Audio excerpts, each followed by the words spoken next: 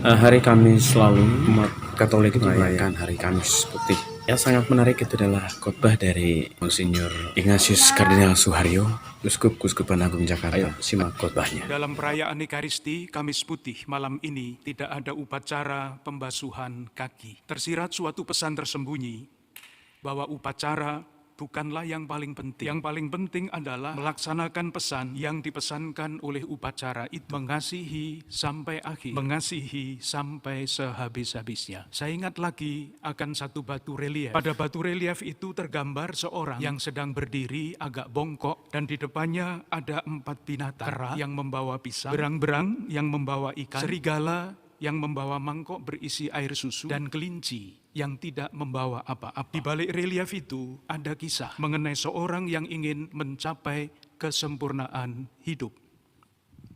Di dalam pencariannya, ia berubah menjadi kelinci. Dan di dalam pengembaraan, dia berjumpa dengan 3 teman, ketiga binatang tadi. Pada suatu titik, keempat binatang itu berjumpa dengan seorang pengembara yang tampak lelah, letih, dan lesu. Keempat binatang itu berhenti dan satu persatu berkata. Yang pertama, kera yang membawa pisang. Dia berkata begini, "Bapak tampak lelah. Ini saya membawa pisang, makan." Berang-berang mengatakan hal yang sama dan memberikan ikan yang dibawanya kepada pengembara itu. Serigala pun demikian.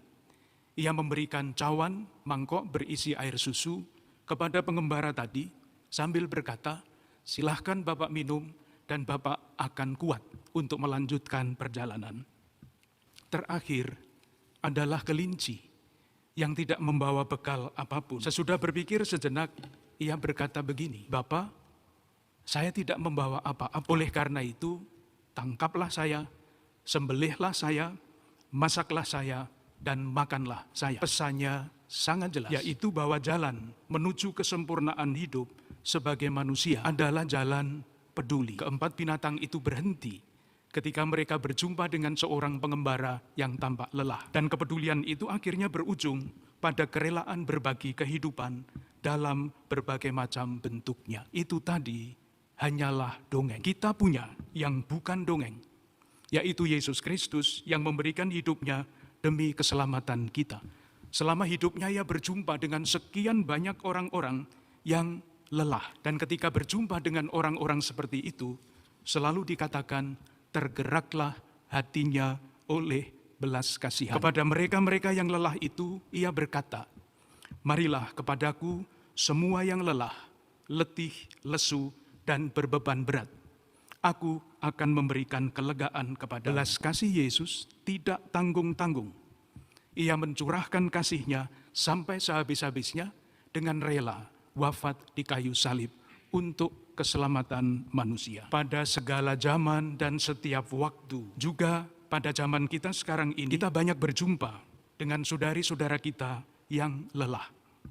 Atau bahkan mungkin kita sendiri dalam kadar tertentu juga merasakan kelelahan itu. Lelah karena hari demi hari harus berjuang untuk bertahan hidup. Lelah karena selalu dikalahkan di dalam usaha untuk menerima keadilan. Lelah karena harus menghadapi wabah corona, virus corona 19 dengan akibat-akibatnya yang sangat luas. Lelah karena kita merasa bahwa kejahatan tampaknya lebih kuat daripada kebohongan, tampaknya lebih kuat, lebih berkuasa daripada kebenaran. Marilah di dalam keadaan seperti ini kita bersyukur kepada Tuhan, karena di dalam Ekaristi yang diwariskan oleh Yesus dan kita rayakan, Yesus tetap hadir di tengah-tengah kita dan kita selalu mendengar kata-katanya yang meneguhkan. "Marilah kamu semua yang lelah, letih, lesu, dan berbeban berat. Aku akan memberikan kelegaan kepadamu." Marilah kita pun mohon agar kepada kita dianugerahkan hati yang berbelas kasih seperti hati Yesus sendiri, yang selalu tergerak oleh belas kasihan. Kita mohon pula kekuatan agar dapat mewujudkan belas kasih itu kepada siapapun yang kita jumpai di dalam kehidupan kita, semakin hari semakin kreatif. Oke, sudah simak videonya. Sekarang Buka link di deskripsi ini.